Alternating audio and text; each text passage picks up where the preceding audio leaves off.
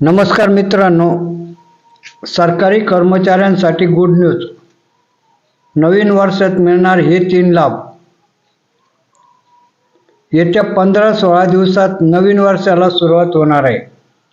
अशातच सरकारी कर्मचाऱ्यांसाठी एक अतिशय महत्त्वाची आणि कामाची बातमी समोर येत आहे.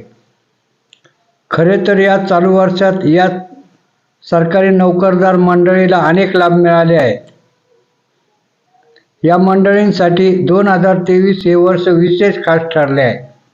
या चालू वर्षात महागाई भत्त्यात तब्बल 8% वाढ झाली आहे. मात्र आता येणारे नवीन वर्ष या चालू वर्षापेक्षा अधिक खास राहणार असा दावा केला जात आहे.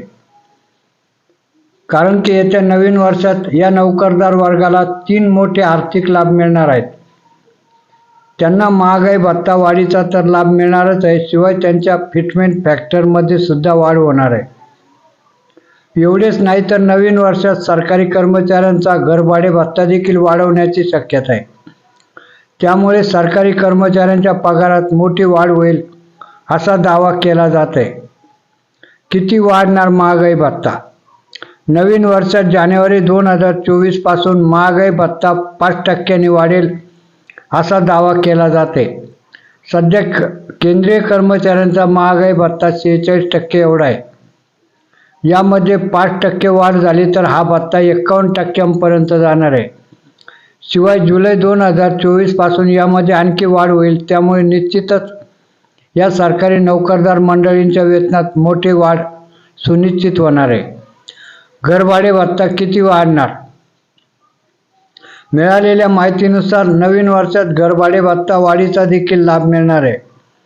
सध्या X श्रेणीमधील कर्मचाऱ्यांना 27%, Y श्रेणीमधील कर्मचाऱ्यांना 18% आणि Z श्रेणीमधील कर्मचाऱ्यांना 9% HRA मिळत आहे. आता मात्र यामध्ये 3% पर्यंतची वाढ होणार आहे.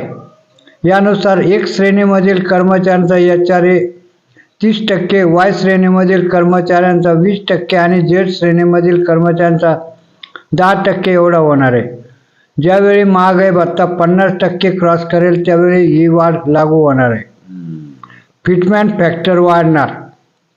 सध्या फिटमेंट फॅक्टर 2.57 पट एवढा आहे, पण लवकरच हा फॅक्टर 3.68 पट एवढा होईल असा अंदाज आहे.